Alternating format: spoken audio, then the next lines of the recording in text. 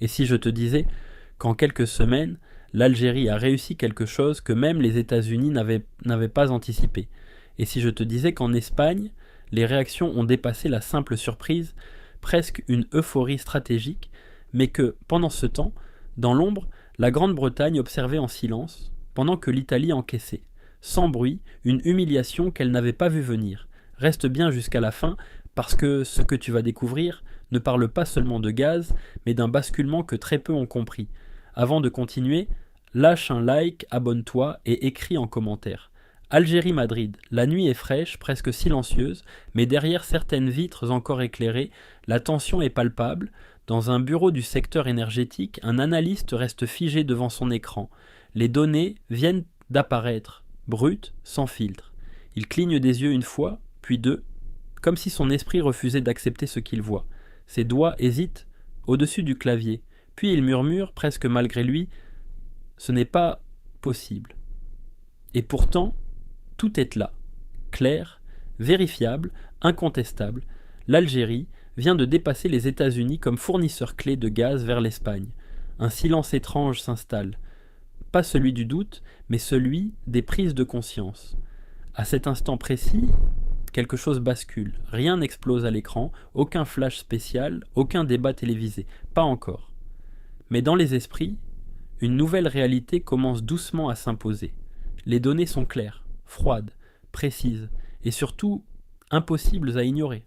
Plus de 29% des besoins gaziers de l'Espagne sont désormais couverts par l'Algérie. Un chiffre qui, à première vue, semble simplement technique, mais qui cache en réalité une transformation beaucoup plus profonde, parce que cette progression ne s'est pas faite dans le bruit. Aucun coup d'éclat, aucun effet d'annonce massif, juste une montée continue, maîtrisée, presque invisible. Et pourtant, aujourd'hui, elle frappe comme une évidence brutale. Pendant ce temps, les États-Unis reculent, lentement, mais sûrement, non pas parce qu'ils sont devenus faibles, mais parce que, face à eux, quelqu'un a su anticiper, quelqu'un a compris le timing, les besoins, les failles du système. Et ce quelqu'un, c'est l'Algérie, une montée qui ne repose pas sur le hasard, mais sur une lecture fine des équilibres énergétiques. Mais attends, ce que tu vois là, ce n'est encore que la surface. Ce que beaucoup n'ont pas encore compris, c'est que ce qui se passe aujourd'hui n'a rien d'une simple opportunité saisie au bon moment. Ce n'est pas un coup de chance, c'est le résultat d'une préparation lente, méthodique, presque silencieuse. Depuis des années, l'Algérie avance sans faire de bruit. Elle ne cherche pas à impressionner. Elle construit une stratégie discrète, mais redoutablement efficace. D'abord, en diversifiant ses partenaires, refusant de dépendre d'un seul marché, en ouvrant progressivement plusieurs axes d'exportation. Ensuite, en cultivant une image rare dans ce secteur, celle d'un acteur fiable qui respecte ses engagements, même lorsque les tensions politiques pourraient justifier l'inverse. Et puis, il y a cette capacité d'adaptation, souvent sous-estimée. L'Algérie ne s'est pas enfermée dans des contrats rigides. Elle a compris l'importance du marché spot, cette zone imprévisible où les prix explosent et où seuls les plus agiles peuvent vraiment tirer profit de la situation. Dans un monde devenu instable, fragmenté, imprévisible, les règles ont changé. Ce n'est plus uniquement une question de puissance brute ou de volume. Ce n'est plus le plus fort qui impose sa loi. C'est celui sur qui on peut compter, à n'importe quel moment. Et aujourd'hui, l'Europe commence doucement à intégrer cette réalité. Puis arrive 2026, ce moment où tout s'accélère. Les tensions internationales ne sont plus des signaux faibles. Elles éclatent au grand jour. Les marchés deviennent nerveux. Les prix du gaz s'envolent, franchissant des seuils que beaucoup pensaient impossibles quelques mois plus tôt. En Europe, le climat change brutalement. Ce n'est plus de la prévision, ce n'est plus de la stratégie à long terme, c'est de l'urgence, une urgence réelle, immédiate, presque palpable. Les décideurs se réunissent, les réunions s'enchaînent, les scénarios se multiplient, mais tous se heurtent à la même réalité, le temps manque, et au cœur de cette pression, une question devient centrale, une question simple, mais décisive, qui peut livrer maintenant? Pas dans un futur théorique, pas après des négociations interminables, maintenant, dans l'instant, parce que les besoins sont immédiats, les réseaux doivent tourner, des tailles d'enceaux, ces deux euros doivent tourner, les économies doivent tenir. Et dans ce chaos, dans cette recherche presque fébrile d'une solution fiable, un nom revient, puis revient encore, et encore. Algérie. L'Espagne, elle, ne perd pas de temps. Elle comprend immédiatement ce qui est en train de se jouer. Sans bruit, sans déclaration spectaculaire, elle accélère. Les demandes augmentent, les discussions se densifient, et surtout, elle pousse pour exploiter le gazoduc Medgaz à son maximum, comme si chaque mètre cube devenait stratégique. Ce n'est pas un hasard, c'est un choix lucide, une lecture rapide du contexte. L'Espagne ne cherche pas à attendre, elle sécurise. Pendant ce temps, l'Italie observe, elle analyse, elle hésite peut-être un instant de trop, mais très vite, elle comprend que quelque chose lui échappe, que le centre de gravité est en train de se déplacer, ailleurs. Alors elle revient, elle se repositionne, elle se tourne de nouveau vers l'Algérie. Mais cette fois, le rapport a changé. Ce n'est plus une discussion entre partenaires équivalents. Ce n'est plus une simple négociation commerciale où chacun ajuste ses conditions. C'est autre chose, plus subtil, plus déséquilibré. Parce que lorsque l'urgence s'installe, celui qui a anticipé ne négocie plus de la même manière que celui qui rattrape. Et dans ce jeu silencieux, où chaque décision compte, le timing devient une arme. À Londres, l'ambiance est différente, moins visible, plus feutrée. Dans les bureaux des institutions et des centres d'analyse, les rapports s'accumulent les uns après les autres. Des pages entières de chiffres, de projections, de scénarios, mais derrière ces documents, une même inquiétude discrète commence à émerger. Les experts britanniques ne parlent plus seulement de volume, de prix ou de contrat. Le discours a évolué. Il s'est déplacé vers quelque chose de plus profond, un repositionnement stratégique. Parce qu'ils savent que ce type de basculement ne concerne jamais uniquement l'énergie.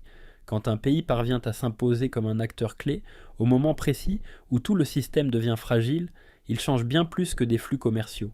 Il influence des décisions, il oriente des alliances, il modifie des dépendances. Dans ces moments-là, le gaz n'est plus simplement une ressource, il devient un levier, un outil silencieux, mais extrêmement puissant.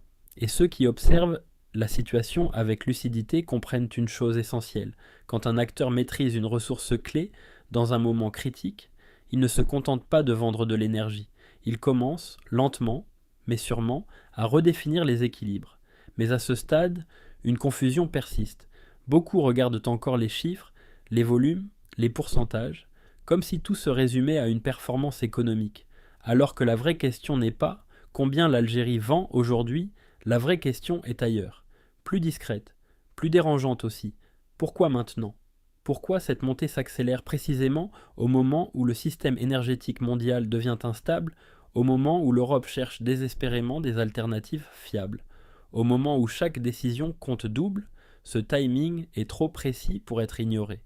Est-ce simplement une coïncidence favorable, une succession d'événements imprévus qui auraient joué en faveur de l'Algérie, ou est-ce le résultat d'une vision construite bien en amont, d'une lecture du futur que peu d'acteurs ont su anticiper avec autant de justesse? Parce qu'au fond, ce qui intrigue vraiment, ce n'est pas la montée elle-même, c'est la manière dont elle s'inscrit parfaitement, dans le moment. Imagine un instant, loin des discours officiels et des analyses d'hommes complexes, un ingénieur algérien dans une installation industrielle à Skikda. Le bruit des machines en fond, une routine qui semble inchangée depuis des années. Chaque jour, il vérifie, ajuste, surveille, rien de spectaculaire, rien qui attire les caméras. Il travaille dans l'ombre, sans reconnaissance publique, sans projecteur, juste avec une précision constante, presque silencieuse. Et pourtant, aujourd'hui, ce qu'il fait, ce qu'il a contribué à maintenir, à améliorer, à stabiliser, dépasse largement cet endroit. Parce que quelque part en Europe, des décisions se prennent, des stratégies s'écrivent, des choix politiques s'orientent, en partie à cause de cette fiabilité construite jour après jour, loin des regards, sans jamais apparaître à la télévision, sans jamais être cité dans les débats. C'est ça, la vraie puissance, celle qui ne fait pas de bruit, celle qu'on ne voit pas venir, invisible, mais profondément décisive. Les chiffres s'enchaînent, sans pause, sans détour, 74% d'augmentation des exportations, des infrastructures en eau modernisées, optimisées, capables de répondre sans délai, une stratégie long terme déjà en mouvement, pendant que d'autres commencent à peine à s'adapter. Tout s'aligne, tout converge. Ce n'est plus une simple progression linéaire, lente et prévisible, ce n'est plus une montée graduelle qu'on peut analyser tranquillement avec du recul. C'est une rupture de rythme, une accélération nette, presque brutale. Et dans ce genre de dynamique, il y a toujours deux types d'acteurs. Ceux qui impulsent le mouvement et ceux qui tentent de suivre. Aujourd'hui, le monde regarde, puis il réagit. Et sans vraiment s'en rendre compte, il commence déjà à courir derrière. Alors dis-moi, réfléchis un instant, tout ce que nous avons vu jusqu'ici, ces chiffres, ces stratégies, cette montée en puissance, est-ce juste une phase passagère, une coïncidence dans un marché instable qui disparaîtra demain comme tant d'autres fluctuations, ou bien est-ce le début de quelque chose de beaucoup plus profond, le début d'une domination énergétique qui pourrait redessiner les équilibres en Méditerranée? Et surtout, pose-toi cette question, est-ce que l'Algérie, silencieusement, mais méthodiquement, joue enfin le rôle qu'elle préparait depuis des années, celui d'un acteur incontournable, capable de changer les règles du jeu sans jamais se montrer à la une des journaux. Parce qu'au fond, ce n'est pas seulement une histoire de gaz ou de contrat, c'est une histoire de vision, de patience et d'influence. Et aujourd'hui, chacun doit se demander, qui sera capable de suivre cette trajectoire? Parce que pendant que certains continuent de scruter les chiffres, de débattre des pourcentages et de peser chaque contrat, d'autres, eux, ont déjà compris. Ils perçoivent les lignes de force, les mouvements invisibles qui ne sont pas encore commentés dans les médias, les décisions silencieuses qui redessinent peu à peu le paysage. Et peut-être que ce que tu viens de voir, ce que tu as suivi avec attention, n'est qu'une première couche, un aperçu de quelque chose de beaucoup plus vaste, beaucoup plus stratégique, qui se joue derrière les écrans et les bureaux. Ce que nous avons exploré ensemble n'est peut-être que le début d'une histoire dont le rythme s'accélère, dont les conséquences vont se révéler progressivement et dont ceux qui comprennent maintenant seront ceux qui sauront anticiper le prochain mouvement.